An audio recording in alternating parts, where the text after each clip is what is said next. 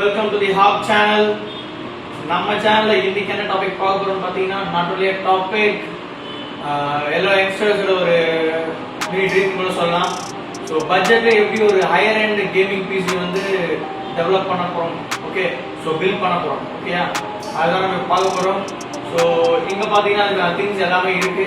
So இப்போ நான் என்னென்ன இருக்கு அப்படின்னு சொல்லிட்டு ஒன் பை ஒன்னா எக்ஸ்பிளைன் பண்றேன். ஸோ நம்ம என்ன பில்ட் பண்ண போறோம் அப்படின்னு பாத்தீங்கன்னா first i3 9th generation processor PC தான் நம்ம பில்ட் பண்ண போகிறோம். ஸோ இந்த i3 9th gen processor பார்த்தீங்கன்னா உங்களுக்கு price 10th gen and 8th gen விட ரொம்ப கம்மி.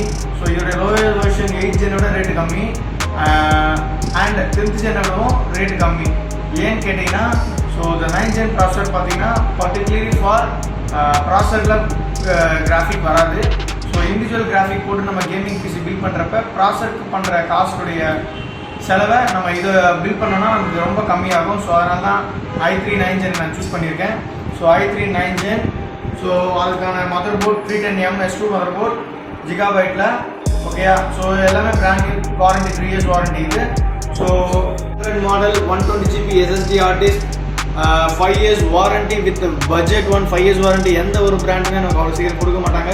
ஸோ ஹிக்விஷனில் நமக்கு கிடைக்குது. 1GB for Seagate backup hard disk. So நம்ம ஸ்டோரேஜ்காக யூஸ் பண்ணுற பேக்கப்புக்காக மட்டும்.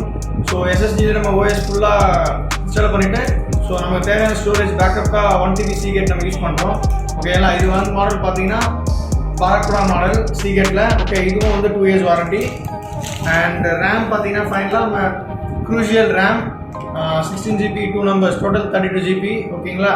ஸோ 16 ரெண்டு போட்டிருக்கு. So DDR4 RAM type. So நம்ம 32GB ரேம் போட்டுக்கலாம். And கேலக்ஸ் 2GB graphic card. So இதுவும் பார்த்தீங்கன்னா இதோடைய பர்ஃபார்மன்ஸ் ரொம்ப அதிகமாக இருக்கும், ஹை ஃப்ரேம் ரேட் இது. ஸோ இதுவும் பட்ஜெட் ஒன்று தான். அண்ட் ஃபைனலி பார்த்தீங்கன்னா இங்கே இதோடைய கேபினெட்டுன்னு பார்த்தீங்கன்னா மோஸ்ட்லி கேபினெட்டுக்காக தான் நமக்கு ரொம்ப செலவாகும். 8,000 to 9,000 ஒரு கேமிங் பிசி ஆயிரம் நம்ம லுக்காக பில் பண்ணோம் RGB கலரில் பார்த்தீங்கன்னா. But cabinet is doesn't matter, ஓகேங்களா. It's a matter, but it doesn't matter to build budget PC build பண்ணும்போது நமக்கு அது பெரிய மேட்டர் இல்லை. ஸோ இந்த ஃபிங்கர் கேபினெட் என்ன ஆகும் பார்த்தீங்கன்னா நமக்கு அந்த ஹையர் ரெண்டு ரேட்டில் என்ன கேபினெட் ஒர்க் பண்ணுதோ அதை இந்த ஃபிங்கர் கேபினெட் பண்ணி கொடுத்துரும். ஸோ ஃப்ரண்ட்டில் பார்த்தீங்கன்னா 3.0 போர்ட் அண்ட் எல்லாமே இதில் வந்துடும். ஸோ நமக்கு இதோடைய கூலிங் கெப்பாசிட்டியும் நல்லா சூப்பராக இருக்கும். நம்ம எவ்வளோ நேரம் யூஸ் பண்ணாலும் இதோடைய கூலிங் கெப்பாசிட்டி போகாது. ஸோ இதோடைய ஃப்ரண்ட் பாருங்கள்.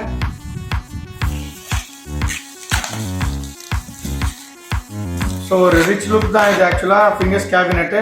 ஸோ ஃப்ரண்ட் ரெண்டுமே 3 USB, 1 USB 3.0 அண்ட் 1 2.0 போர்ட்டு.